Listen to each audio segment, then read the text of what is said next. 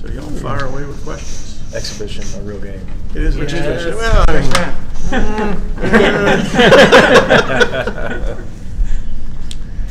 I'm about to say, what do you want to show tomorrow? Not just from what you want to see from the team, but what do you want to show the fans that show up? I mean, there's a little bit of excitement kind of being generated right now. What do y'all want to show? Yeah, definitely for everybody throughout our league, right? It's going to be a big year for SEC basketball. We've got a good team. We're going to be fun to watch. I'm excited to see a bunch of students in the Steg tomorrow, and a bunch of our other fans that are eager to see this team. Obviously, you hope you play well offensively and defensively, but as much as anything, I'd like to see our culture in the right place. I'd like to see our guys connected after evaluating huddles and pregame and halftime and how we operate on the bench and during timeouts and all those things. We'd like to get off to a good start in those areas. When you say the team is going to be fun to watch, specifically, what do you mean by that? I think we'll turn people over more and block more shots and get out and transition more. We're just we're a pretty athletic team. We better on the offensive glass. We've got good size, from 6'4" to a couple 6'11s. We're a big athletic team, and so we'll be competitive in the SEC. You talked last week about the value of the extended time off after that first outing. Just what have you seen from your team this past week as they've taken in everything that happened against Charlotte and tried to move forward from it? A couple really good ones after Charlotte, and then we had one where our guys showed a little bit of I'm ready to play somebody else. Pretty sharp yesterday, got to be sharp today. That's why you play these. You simulate a real game prep, and we do 2-day game preps. And so today's important. Yesterday was pretty solid. Continue to get better. Most of this is about us, especially in an exhibition. Some of it will be the opponent. A little bit more today than yesterday, but we've got a ton to continue to focus upon with us, with our guys, with our roster, with our schemes and the way we're defending. Looking at UCF, looked like they had a good first exhibition. What do you kind of see in this opponent?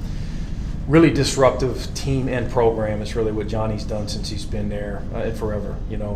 Good staff, good coach. They're going to be competitive in their league and in another really good league amongst the nation's leaders last year in overall disruption defensively with blocking shots and turning you over. And they'll switch up some defensive ball screen coverages and they did a good job, with recruiting. They've got a really talented team too.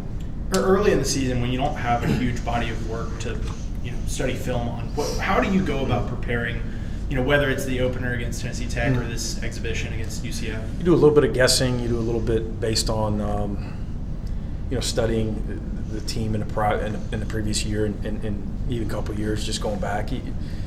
As a staff, collectively, you come up with a pretty good idea of what you think you're going to see. But again, it's just as much. It's as important as anything we do with regard to defending and scoring against UCF, or trying to score rather. Is how we execute what we're trying to do, regardless of who the opponent is. Offensively and defensively.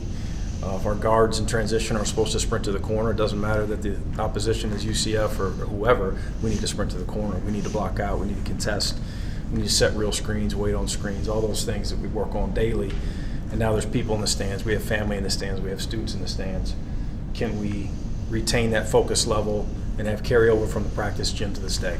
Tomorrow's Ace's first time in front of those home fans. What do you want to see out of him tomorrow night? The same exact thing we see in practice, really, and that's the challenge for all of these guys, especially the younger ones. We want to see the same version, right? The way we practice today should be the way we play against UCF, should be the way we play against Georgia Tech, and so on and so forth. And it's a process. We talk about that a lot, right? And so with him, it's just his approach, his mentality, not his numbers necessarily. He'll play well, but I want to see him play like he does between the lines on the practice floor, which is hard. Makes winning plays. He's a detail guy. He's an unselfish guy. Plays with a lot of intensity and just plays really hard. I expect to see that. I'll be surprised if I don't. Do you expect to go as deep down your bench this season as you did last year? I do, yeah. I think that we've got parity like we did last year. And I think we're just as deep. Yeah, I do. Thank you for letting us into practice last week, by the way. And one of the things I noticed was, Yeah. in fact, I even asked Mobley about it. I said, there's a lot of chatter, a lot of communicating. Yeah. It's kind of a loud, energetic practice. Yeah. Just obviously by design. So what's the goal there, to just help with communication and constantly be talking to each other? Yeah, you can't talk enough. Yeah. Period. Especially defensively. We like our practices to be up tempo. We like our guys to take ownership over communicating and holding each other accountable. In that category, we challenge it to a certain extent.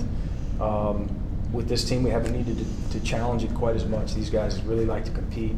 Got a pretty vocal team. We've got some quiet guys off the court, but when we're between those lines, we've got to talk. We've got to be loud and early and consistent with our communication. And as you try to turn a roster into a team, as we've talked about before, you had, I guess, the three main guys come back, but a lot of new faces. Anybody else kind of stepping forward in a leadership role, so you can rely less on the returners, but also have some leadership from the new group?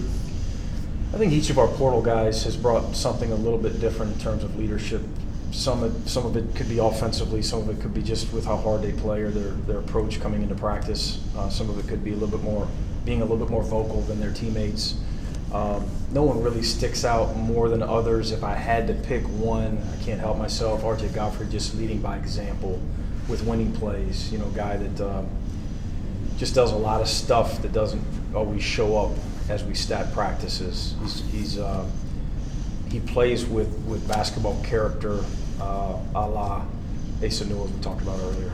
And you like progress you've made to this point as Yeah. the regular season's breathing down your Yeah, neck? I like our team. We've got a great group to work with. They love competing. This group loves practice, and we'll have another good one today. We'll get better today. I'm excited about tipping it up tomorrow. What has stood out to you from Silas, just what he's been able to do during the preseason? Shooting it better, really worked on it. Working on his consistent leadership too as a sophomore starting point guard in the SEC. He's got to step up in that category and be amongst those few guys that helps us be an extension of us, whether it's going well or whether we just hit some adversity, and be a guy that brings it every day. And he's doing that. He's working in those regards. Defensively and on the glass as a guard in the SEC, he's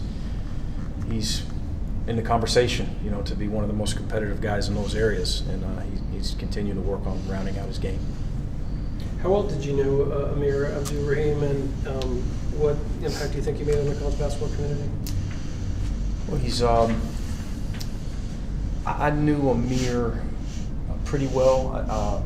I'm close to a few guys in this profession that are very close with him and that revere him as a human being, and I had a chance obviously to coach his nephew, and I've been around Sharif, Amir's brother, but Amir did an amazing job at Kennesaw and had South Florida rolling, and every interaction I ever had with him in coaching circles, whether it be bumping into him at a road game as a few teams are in the same hotel, or July or April recruiting paths being crossed, a guy that just always had positivity and positive energy, and just had a nice positive presence to him, and was obviously a star in this industry.